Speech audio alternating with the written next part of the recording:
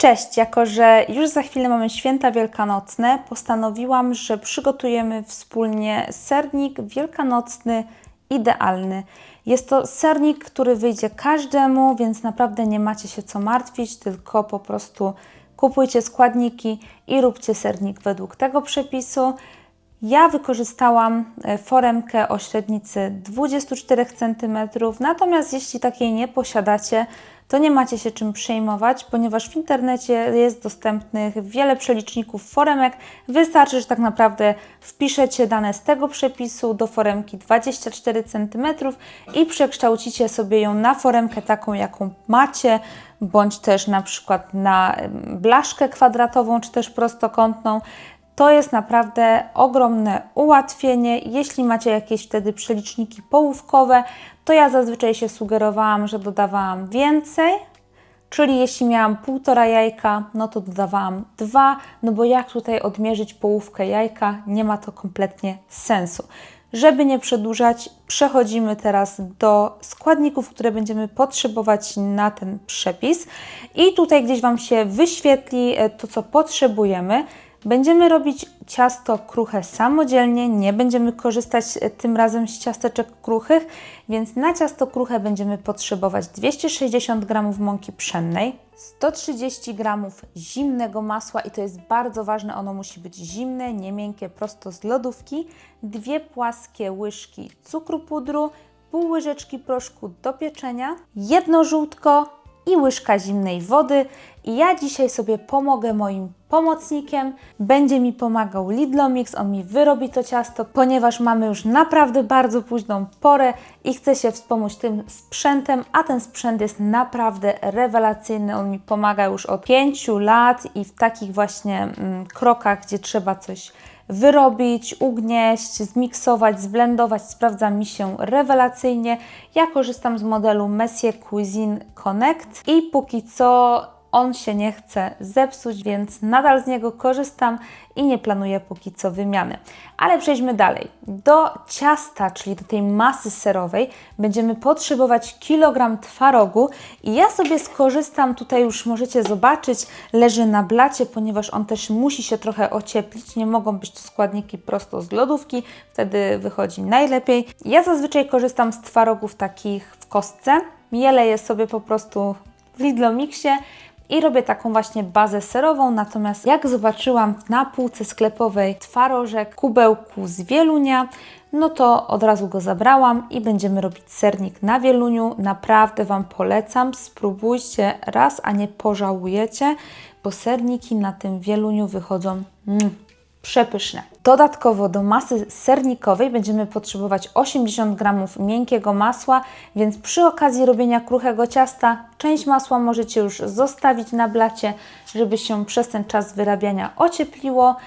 I wtedy dodajemy go do tej masy serowej. Będziemy potrzebować także 6 dużych jajek i 1 białko, które zostanie nam z tego jajka, które użyliśmy do ciasta kruchego. Dodatkowo będziemy potrzebować łyżeczkę cukru z prawdziwą wanilią bądź też pasty waniliowej, a jeśli nie macie, to totalnie się tym nie przejmujcie i nie biegnijcie teraz do sklepu, nie kupujcie specjalnie, tylko wykorzystajcie aromat wanilinowy bądź też cukier wanilinowy, to co po prostu macie w domu. Do tego sernika będziemy potrzebować także całego opakowania budyniu waniliowego, najlepiej taki wiecie, bez cukru, bez dodatków zbędnych, bądź też 3 łyżeczki skrobi ziemniaczanej, też w zależności po prostu co posiadacie. A jeśli gdzieś Wam leży pomarańcza, to też ją spaszcie i zetrzyjcie odrobinę skórki do ciasta, żeby nadać mu fantastycznego aromatu. Do polewy będziemy potrzebować 100 g czekolady mlecznej, 50 ml śmietanki, kremówki, najlepiej 36, łyżeczkę płatków migdałowych i takie czekoladowe jajeczka, najlepiej gdyby one były kolorowe, natomiast mi się nie udało takich znaleźć i wykorzystam sobie takie jajeczka, które zakupiłam przy okazji jakichś zakupów, one były w takich sreberkach, będą po prostu czekoladowe, nie będzie kolorowo. Dobrze, więc ja przechodzę do zrobienia ciasta kruchego z moim pomocnikiem, a my widzimy się za chwilę już z gotowym ciastem. Ci, którzy nie posiadają takiego sprzętu, no to rękawy do góry i wyrabiamy ciasto.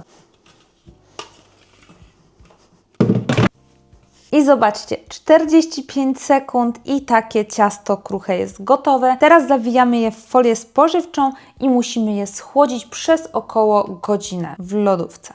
Ja wyjątkowo ten sernik piekę w tym roku z uwagi na to, że moja babcia zbytnio nie lubi takich wydziwianych ciast, a będę jeszcze piekła sernik dacquoise, który jest bardziej skomplikowany, tam jest wiele etapów. Natomiast ten sernik pomyślałam, że przy okazji nagram taki film, ponieważ będzie to świetna okazja, by ci, którzy uważają, że nie potrafią piec bądź mają z tym problemy, spróbowali upiec taki sernik, bo naprawdę nie ma nic prostszego. Kruche ciasto, masa serowa, potem pięknie ozdobiony sernik i myślę, że każdy będzie zachwycony. Najważniejsze to takie spróbować upiec po prostu pierwsze ciasto, a jeśli będziecie się trzymać krok po kroku tego przepisu, to myślę, że bez problemu Wam wyjdzie. Też jeśli chodzi o sam proces pieczenia sernika, no to najważniejsze według mnie jest, żeby go upiec w kąpieli wodnej. I to też jest takie zazwyczaj problematyczne. Widziałam wiele przepisów, gdzie po prostu wkładano tą formę, większe naczynie, a to totalnie jest według mnie bez sensu, bo wystarczy, że włożycie na dno swojego piekarnika naczynie żaroodporne, a z reguły każdy takie naczynie w domu posiada, bądź też pojemniki szklane z IKEA, cokolwiek, co może znaleźć się w piekarniku. Wlewacie tam uprzednio zagotowaną wodę, dzięki czemu ta para będzie szybciej w piekarniku działała. No i wkładacie do tak rozgrzanego piekarnika tą parą wodną naszą masę serową. W trakcie pieczenia nie zaglądamy, nie otwieramy piekarnika, dzięki czemu unikniemy masywnego wyrośnięcia tego sernika, a potem jego znacznego opadnięcia. Również studzimy sernik w piekarniku przy otwartych drzwiczkach, czyli nie narażamy ten sernik na zmiany temperatur, które też mogą spowodować na przykład jego opadnięcie, bo najczęstsze problemy, no to jest tak, że sernik nam wyrasta na środku, a potem on opada. To wiąże się też z tym, że nie powinniśmy za długo miksować tych wszystkich składników na masę serową, więc robimy to tylko do połączenia. No mamy tutaj gotowy twaróg w wiaderku już zmielony, to też jest o wiele prostsze, bo to wszystko wrzucamy i naprawdę tylko do połączenia, dzięki czemu nie napowietrzamy go niepotrzebnie i nie będziemy mieć tego efektu wyrośnięcia i opadnięcia. Jeśli na przykład macie taki problem, że boicie się zostawiać piekarnik otwarty na całą noc, no to pokażę Wam bardzo teraz fajny sposób, no bo tu mamy taką chwilową przerwę, zanim wyjmiemy nasze po prostu kruche ciasto i zaczniemy robić masę serową. Popatrzcie, otwieracie drzwiczka i wkładacie drewnianą łyżkę, tą szczelinkę, dzięki czemu mamy tutaj wentylację, powietrze nam wychodzi, sernik się studzi i wszystko jest elegancko. Jeśli chodzi o składniki, to pamiętajcie, że one muszą być w temperaturze pokojowej, dlatego ja już mam wyciągnięte jajka, wyciągnięte masło, wszystko mam powyciągane, twaróg również i dzięki czemu też nie będzie zbyt gwałtownej zmiany temperatur, kiedy to wszystko zmiksujemy, a potem włożymy do sernika.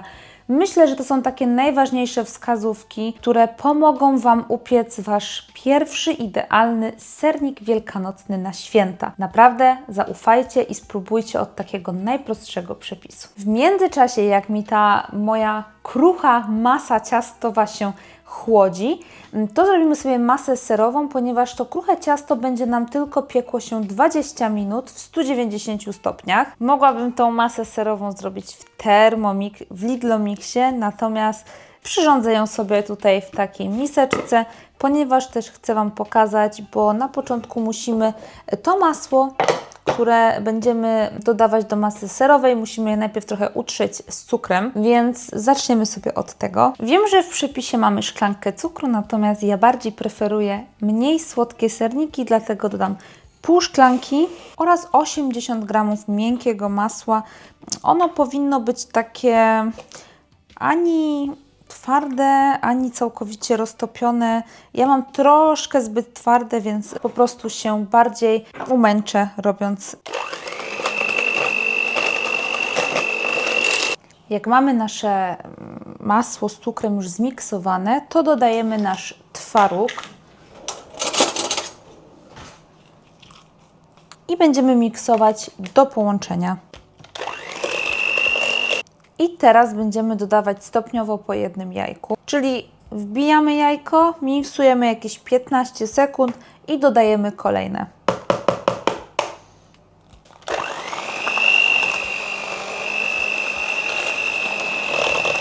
Teraz dodajemy łyżeczkę pasty cukrowej, bądź też cukru z prawdziwą wanilią, bądź też innej rzeczy, którą macie z wanilią. Dodajemy także nasz budyń. Oraz ja dodam sobie trochę skórki z pomarańczy, żeby był taki fajny aromat. Myślę, że tyle w zupełności wystarczy. Miksujemy to tylko do połączenia, naprawdę bardzo delikatnie. Nawet jeśli macie taką możliwość, to lepiej to wymieszać rózgą kuchenną, łyżką niż mikserem. No ale ja już nie chcę brudzić kolejnych sprzętów, więc na najniższych obrotach miksuję tylko do połączenia. Naszą formę wykładamy papierem do pieczenia, dno i boki i możemy sobie tutaj delikatnie nasmarować masłem, dzięki czemu po prostu ten papier będzie się lepiej trzymał formę.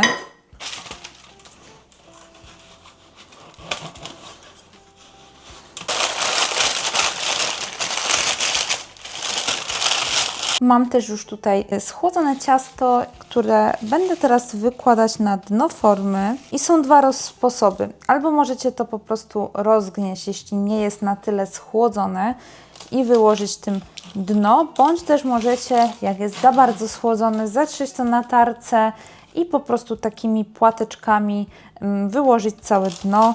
Moje ciasto nie jest na tyle schłodzone, żeby było nieplastyczne, więc ja sobie je wykładam tutaj palcami i ugniatam. W międzyczasie nastawmy sobie szybko piekarnik na 190 stopni, żeby po prostu od razu wsadzić to ciasto i żeby ono nam za długo na blacie nie stało.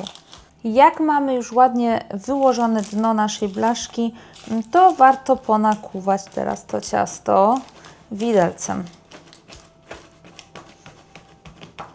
Bardzo ważne też w serniku jest to, żeby użyć naprawdę wysokiej jakości tego twarogu i musicie tutaj uważać na takie sklepowe. Ja Wam mogę polecić właśnie ten Wieluń, bądź też mleko Vita Premium. Sprawdza mi się też to z Piątnicy, takie czerwone, ale raczej rzadziej używam. Jeśli nie macie żadnych z powyższych dostępnych, to najlepiej kupić twaróg tłusty, bądź też półtłusty i po prostu je sobie zmielić, czy to w maszynce do mięsa, czy też po prostu zblendować na gładką masę. Wtedy macie pewność, że twaróg jest wysokiej jakości, a sernik będzie po prostu kremowy. Mniej więcej coś takiego.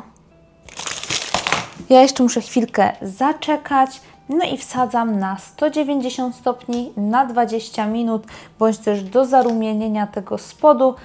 Nasz spód już jest podpieczony, więc wyjmuję go z piekarnika.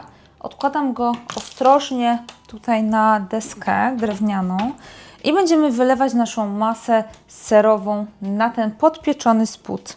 Ten spód mi dosyć mocno wyrósł, ale to też zależy po prostu kto jaki lubi serniczek, czy lubi z cienkim spodem, czy też lubi z takim grubszym. Jeśli preferujecie cieńszy, no to tutaj jak najbardziej możecie wykorzystać 45 g masła, bądź też 50 g masła i zmielić jakieś 160 g ciastek owsianych i po prostu wyłożyć to na spód, zmiksowane wszystko, odstawić pół godziny do lodówki i wtedy tylko miksujecie masę serową i wykładacie, ale zróbmy taki prawdziwy sernik, więc wylewamy tą masę i będziemy taki sernik piec w kąpieli wodnej.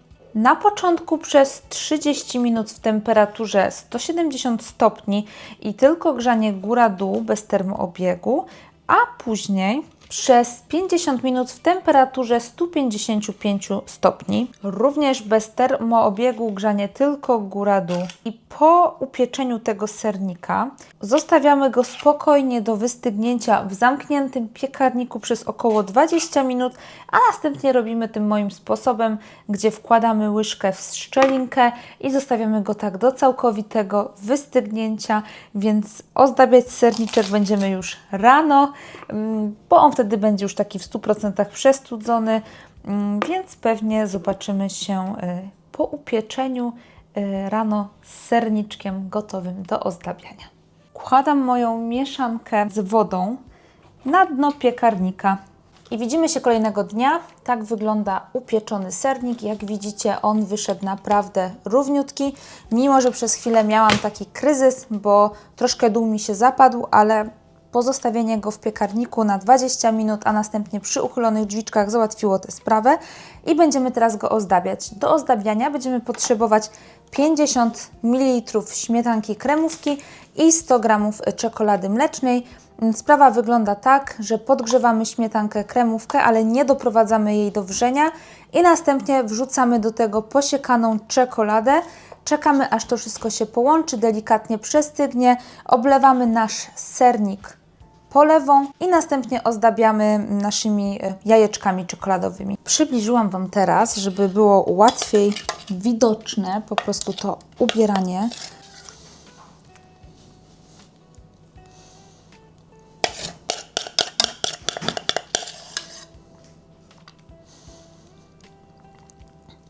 Ja też sobie już zapięłam w obręcz, żeby po prostu było mi to wygodniej przetransportować później.